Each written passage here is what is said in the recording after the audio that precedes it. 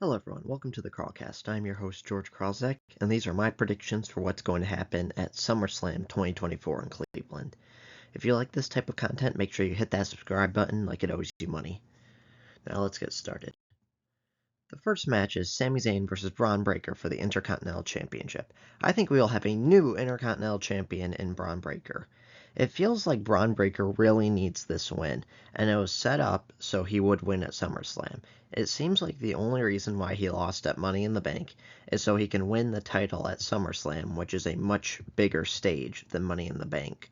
But also, I think if that was the plan, then just not have the match at Money in the Bank. Have Sami fight someone else, win, and then do this at SummerSlam. And anyways, I think he should have won at Money in the Bank because that also would have told the story of Braun Breaker being an unstoppable monster and then going on a bit of a winning streak.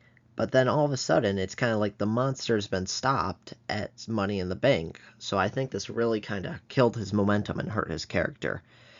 But overall, I think this will be a fine match, and I think he can probably wrestle Sheamus at Bash at Berlin for the Intercontinental Championship, and we'll see what happens.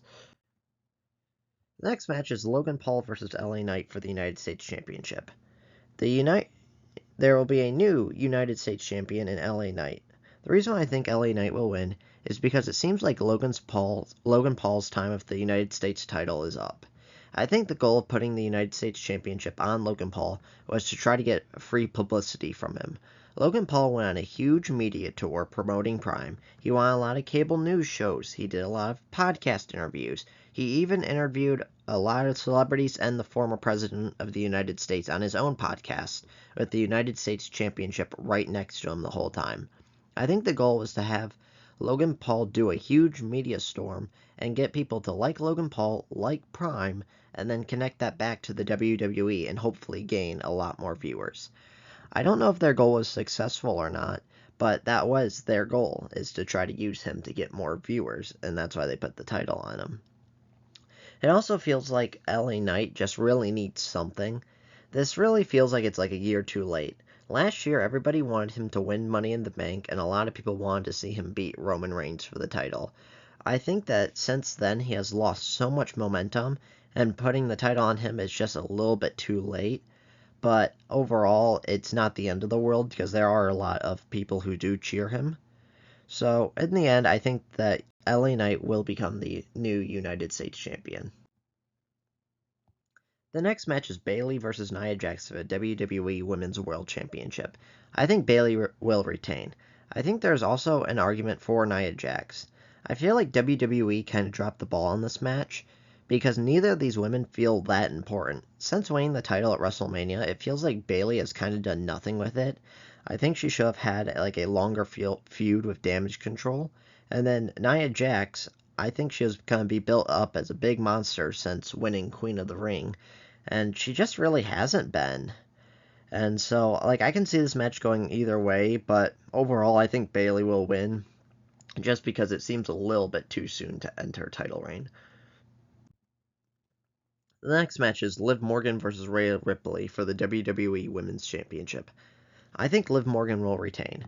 There's definitely going to be some sort of shenanigans in this match. Either Dominic Mysterio will turn on the Judgment Day and team up with Liv, or I think the more likely option will be that Finn turns on the Judgment Day and aligns himself with Liv. I think if Finn turns on the Judgment Day, it can set up a mixed tag team match of Finn and Liv versus Dom and Rhea.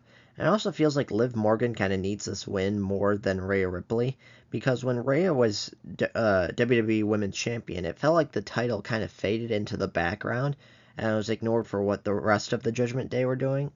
Whereas now that Liv Morgan is the champion, it feels like the title is really important and really means something. So I think Liv Morgan will win the title. The next match is CM Punk versus Drew McIntyre with Seth Rollins as a special guest referee. I think this feud is definitely the most interesting one of the show if you look at it. Because this feud, if you look at it objectively, CM Punk is the heel and Drew McIntyre is the babyface. CM Punk attacked Drew McIntyre after he won the title at WrestleMania, allowing Damian Priest to cash in. CM Punk then cost Drew McIntyre a number one contenders match on Raw to wrestle Damian Priest for the title at Backlash. CM Punk then screwed Drew McIntyre out of winning the title at Clash of the Castle. And then finally, CM Punk screwed Drew McIntyre out of winning his Money in the Bank cash-in match. The reason why people are not booing CM Punk is because the newness of him unexpectedly returning has not worn off yet. And the one issue I do have with this match is I feel like Seth Rollins is kind of just shoehorned into this, and he doesn't really belong. I understand that eventually WWE wants to have a CM Punk versus Seth Rollins match, but I feel like they could do that feud after CM Punk and Drew McIntyre are done. I just don't think they need to mix everyone together. I think CM Punk will win this match because it's his first televised singles match in WWE in over 10 years, and I just don't think he would lose it. Also, I don't think they'll necessarily have a SummerSlam 1997 type finish, where in SummerSlam 1997, Shawn Michaels and Bret Hart were in a feud, and Shawn Michaels was a special guest referee for the WWE Championship match of Undertaker versus Bret Hart.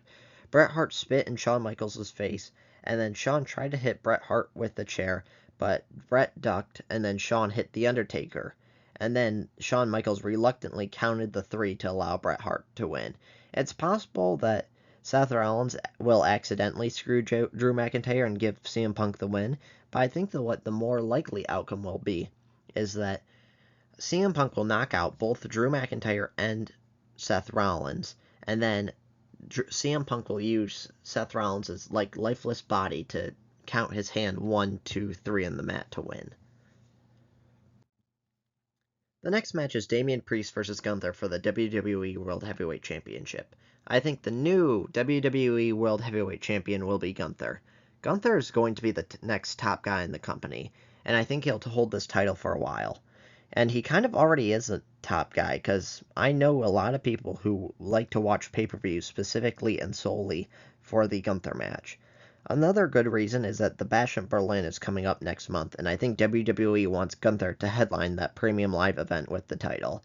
I also heard rumors that Brock Lesnar might return, because Gunther and Lesnar were originally supposed to wrestle each other at WrestleMania for the Intercontinental Championship, but I just don't think that's going to happen. I think Roman Reigns will return, and I don't think WWE wants to have 2 huge returns in one night, because one will ultimately overshadow the other. The main event of the evening will be Cody Rhodes versus Solo Sikoa for the WWE Championship. I think Cody Rhodes will retain. Cody Rhodes will be WWE Champion till at least WrestleMania, where he'll wrestle The Rock for the title. I think there's a 100% chance that Roman Reigns will return. I think he'll come out, I think he'll come for Solo Sikoa, because Solo has now been claiming he's the tribal chief. The one question I have is that will Roman cost Solo the match, or will Roman appear after the match? I think it'll happen like this. I think Cody will win, and then the Bloodline will beat him down, and then Roman Reigns will return and save Cody. And I also think that they'll have some sort of tribal combat story with the Bloodline with Roman Reigns and Solo Sikoa. My big issue with it is that I just think the Bloodline stuff has kind of run its course, where it reminds me of when the Shield got back together after initially separating. Just not everyone was into it after the first initial great run. Just because everyone's like, okay, we've already seen it, it's nothing new, and that's how I think this Bloodline stuff will be. It's just not as entertaining as it used to, because it's kind of run its course, and everybody kind of already knows where it's going. And so those are my predictions for SummerSlam 2024. Let me know your thoughts in the comments below, and if you like this type of content, make sure to hit that subscribe button like it owes you money. I'll see you next time.